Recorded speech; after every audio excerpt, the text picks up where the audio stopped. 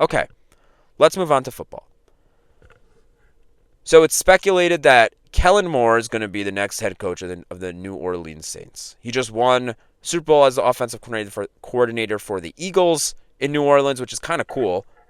Just won, I'm sure in his introductory press conference, if this goes through, that will be, a big motivational point by him. He was a quarterback for the Cowboys in 2015, played 3 games. He had a 23 quarterback rating, not too great.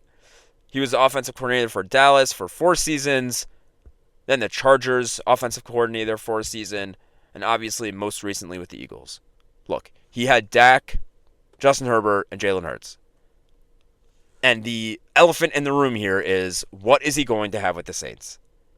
The current situation is Derek Carr and Spencer Rattler.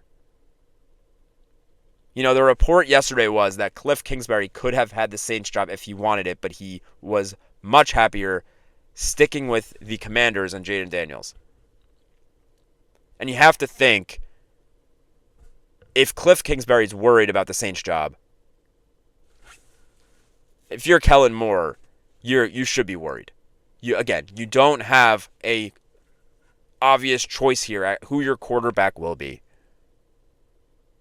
It's tough in a draft that does not have a lot of quarterbacks available. This is going to be tough. This is going to be a tough job.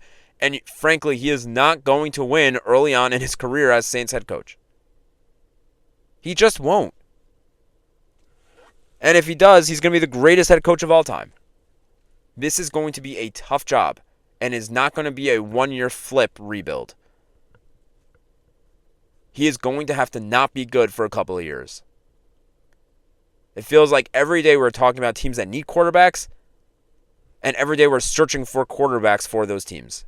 There is much more demand than there is supply in this quarterback market.